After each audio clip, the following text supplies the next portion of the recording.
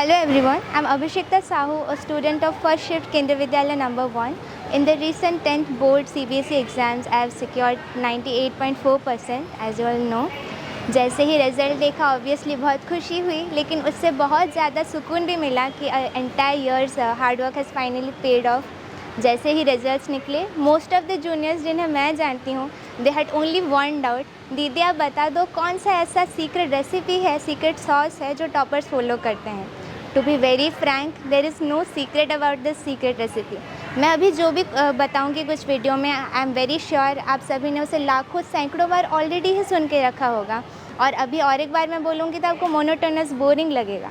But the actual magic it brings when you actually implement in your real life.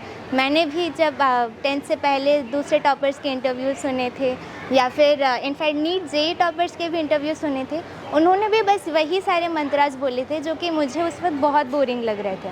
But once I entered 10th and I started implementing each of those mantras, my mind was blown. तो वही सब कुछ मैं आपसे share करूँगी और try करूँ कि वो सारे इम्प्लीमेंट हो आपके एक्चुअल लाइफ में. So the first thing, consistency and balance.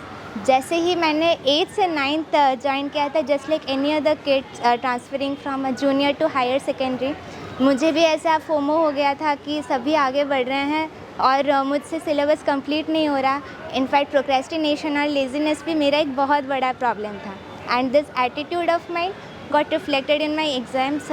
Half yearly exams में बहुत कम मार्क्स आ गए थे मेरे.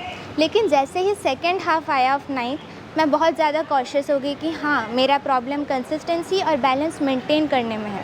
और तब से आई वर्क हार्ड अंटिल जब मैं 10th में आई, तब तक एक हैबिट ही बन चुका था. Consistency and balance basically means आप अगर 1 घंटा भी देते हो एक दिन में, और वो फोकस और कंसंट्रेशन के साथ without any distraction, that is more than enough for class 10th at least. अगर एक बच्चा 2 वीक में पूरा सिलेबस कंप्लीट कर रहा है इंटेंस स्टडिंग करके, और पूरे साल मौज मस्ती बिल्कुल पढ़ाई नहीं किया, that won't be effective at all. तो वो एक बहुत ही क्रूशल पॉइंट है, कंसिस्टेंसी एंड बैलेंस. उसके बाद मैं आपको बताना चाहूँगी सेल्फ बिलीफ. वो कोई नहीं बताता, लेकिन वो बहुत ही इम्पॉर्टेंट है. मेरे पूरे जर्नी में बहुत बार अप्स एंड डाउन्स आए हैं. इनफैक्ट डाउन्स के नंबर कुछ ज़्यादा ही हैं. इनफैक्ट एक एग्जांपल मैं देती हूँ. SST is one of my least favourite subjects, और अभी भी मैं ऐसा ही फील करती हूँ.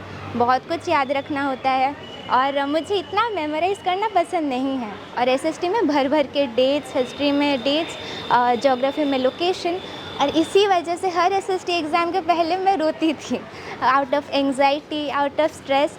और तभी इनफैक्ट मुझे आज भी याद है, एक मंथली एग्ज़ाम था, मैं रो रो के बेहाल हूँ कि पापा मेरा नहीं हो रहा, ये इतना सिलेबस में क्या एग्ज़ाम दूंगी. मैं इतना डेवास्टेट हो चुकी थी कि मैं एग्ज़ाम देने के ही मूड में नहीं थी.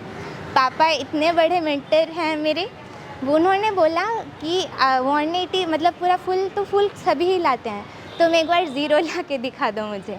उसी बात से इतना मेरा सेल्फ कॉन्फिडेंस बूस्ट हो गया कि नहीं ज़ीरो तो नहीं लाना भाई, थोड़ा तो स्टैंडर्ड मेंटेन करना है. एंड द आयरनी इज़ उसी एग्ज़ाम में मेरा फुल मार्क्स आ गया.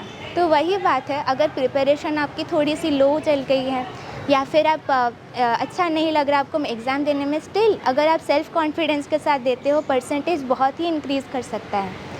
एंड और एक मैं बात बताना चाहूँगी कि no matter how confident you are, how consistent you are, अगर आपका मेथड ऑफ स्टडिंग ही गलत है, no one can help you. मैं भी पहले हर चीज़ को लाइक मेरा SST से ही आदत पड़ गया था, रट्टा मारो बैठ के.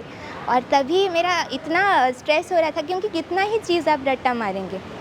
एंड द थिंग इज़, आप रट्टा जो भी मारते हैं 1 to 2 days में भूल ही जाते हैं. Then I got to know कि आप कोई भी अगर पढ़ते हैं टॉपिक, उससे पहले आपको कंसेप्ट समझना होता है. कंसेप्ट समझ के कुछ अगर याद रखोगे, that should be known as learning rather than रट्टा मारना. और जो भी आप लर्न करते हैं वो आपके ब्रेन में बहुत ही ज़्यादा टाइम तक लास्ट करता है एज कम्पेयर टू समथिंग जो आप सिंपली मेमोराइज कर रहे हैं. सो that is a very crucial point two keep in mind.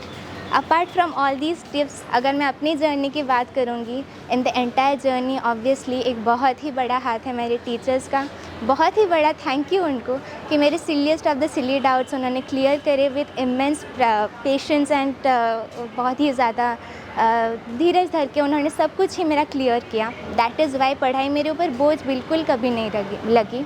It got transformed into an interest of mind. And that is why मैं जब भी पढ़ने बैठती थी मुझे ऐसा बिल्कुल नहीं लग रहा था कि जल्दी इसे निपटाओ और निकलो। पढ़ने बैठती थी तो और भी ज़्यादा इंटरेस्ट आता था कि भाई इसके पीछे क्या कारण हो सकता है, इसका कॉन्सेप्ट कितना इंटरेस्टिंग होगा। एंड दैट इज़ वाई वो मेरा कंटिन्यू था of the habit of consistency and balance. And the second thanks I would like to give is to my parents and my brother. जितना भी क्रेडिट दो उनको बहुत कम है। जैसे मैंने बोला, my father is one of the best mentors in my life, so is my mother. जितने भी एग्ज़ाम से पहले मुझे डिप्रेशन थोड़ा होता था, स्ट्रेस होता था, दे आर द वंस जिन्होंने उसे भगाया है। अभी भी मेरा मेंटल स्ट्रेंथ अगर थोड़ा सा भी है, it's all because of them. And lastly मैं अपने पीयर ग्रुप को भी ऑब्वियसली थैंक्स करना चाहूँगी। They have help me grow, I have help them grow. हम दोनों इतना मिलकर हम सभी ने एक ऐसा क्लीन एनवायरनमेंट बना दिया था कि हम ऑब्वियसली सब मिलकर ही ग्रो कर रहे थे। हमारा मार्क्स भी इसी वजह से थोड़ा अच्छा आया है as compare to the previous year. So that is all I had to say. और एक बहुत ही छोटा सा एडवाइस देना चाहूँगी मेरे प्यारे जूनियर्स को कि बोर्ड्स को ऐसा भूत की तरह मत देखो कि यार बोर्ड्स आ रहे हैं, डर लग रहा है, क्या हो जाएगा, सोसाइटी देख रही है कितना परसेंटेज आएगा। First of all, as everyone says, a single piece of paper can't decide your future. तो इसी वजह से ज़्यादा स्ट्रेस मत लेना। एंड सेकेंडली, अगर थोड़ा सा भी प्रिपरेशन आपको लो लग रहा है या कुछ लग रहा है, बस बोलो ऑल इज़ वेल और देने चले जाओ exam. I am pretty sure आप ऐसा बहुत ही अच्छा रिजल्ट कर सकते हो अगर इतना कॉन्फिडेंस लेकर आप जा रहे हो एग्ज़ाम देने। सो that is all from my side. अगर आप थोड़ी सी मेहनत कर लो और अब मैंने जो एडवाइस दी है उसको माइंड में रख लो with a bit of patience as well, I'm very sure the next year you will be standing here giving your success story. Thank you.